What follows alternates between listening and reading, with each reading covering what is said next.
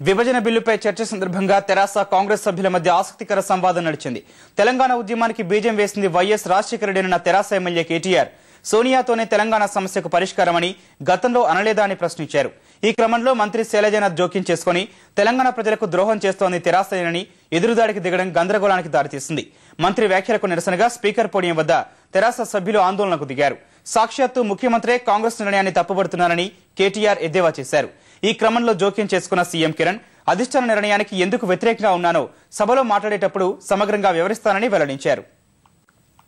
నాకు ఓకే అంటూ ముఖ్యమంత్రి హోదాలో రాజశేఖర రెడ్డి గారు శాసనసభ వేదికగా చేసిన ప్రకటన కాబట్టి అసంబద్ధంగా మాట్లాడే ముందు వైఎస్ఆర్ కాంగ్రెస్ పార్టీ గనక ఈ విషయాలు తెలుసుకొని మాట్లాడితే మంచిది. అధ్యక్ష, ఎన్నికల ప్రచార సరళిలో రాజశేఖర రెడ్డి గారు మాతోనే తెలంగాణ అంటూ సోనియా ద్వారానే పరిష్కారం అంటూ కేంద్ర ప్రభుత్వం ఏ నిర్ణయం తీసుకున్నా సమ్మతిస్తానని ఒకటికి పలుమార్లు చెప్పారు అధ్యక్ష. కాబట్టి ఈ రోజు విజయమ్మ గారు మాట్లాడిన మాటలు అవకాశవాద రాజకీయానికి పరాకాష్ఠగా కూడా చెప్తూ, ఒకవేళ రాజశేఖర రెడ్డి గారికి నిజమైన వారసులే అయితే వైఎస్ఆర్ కాంగ్రెస్ పార్టీ వారు ఖచ్చితంగా ఈ రోజు రాజశేఖర రెడ్డి గారి ఆశయం నెరవేరుతున్నందుకు సంతోషించాలి. నిజానికి ఆ పార్టీ అధ్యక్షుడు జగన్మోహన్ రెడ్డి కూడా వారి ప్లీనరీలో చెప్పాడు అధ్యక్ష, కేంద్రమే తేల్చాలన్నాడు. మరిచిపోయిన ఆర్టికల్ 3ని ఎక్కడ కేంద్రం మరిచిపోతుందేమో ఆర్టికల్ 3 అన్న చందాన అఖిల పక్షంలో ఆర్టికల్ 3ని గుర్తు చేసిందే వైఎస్ఆర్ కాంగ్రెస్ పార్టీ అధ్యక్ష. తెలంగాణ ప్రజానీకానికి ఎవరైనా ద్రోహం చేస్తున్నారంటే అది కేవలం టీఆర్ఎస్ వాళ్ళ అధ్యక్ష. వాళ్ళ క్షణికమైన రాజకీయ అవసరాల కోసం, వాళ్ళ రాజకీయ లాభం కోసం, వాళ్ళ పదవుల కోసం అధ్యక్ష, అందుకంటే ఇంకోటి కాదు అధ్యక్ష.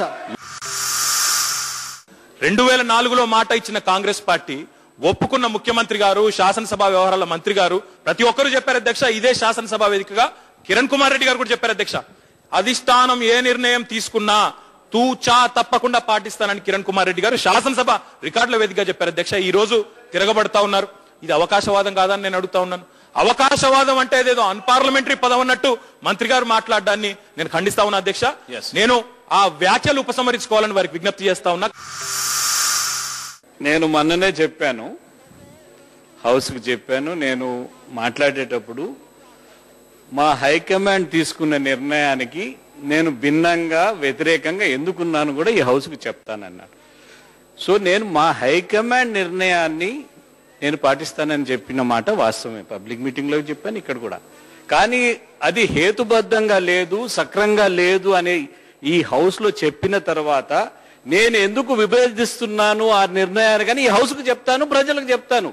మీ దగ్గర నుంచి నేను సూత్రాలు కానీ లేక నీతి వాక్యాలు నేర్చుకోవాల్సిన అవసరం లేదు. నేను మాట్లాడేటప్పుడు స్పష్టంగా చెప్తాను ఎందుకు వ్యతిరేకము, తెలంగాణకి ఏమి నష్టం జరుగుతుంది, ప్రజలకు ఏమి నష్టం జరుగుతుంది హౌస్ లో స్పష్టంగా చెప్తాను.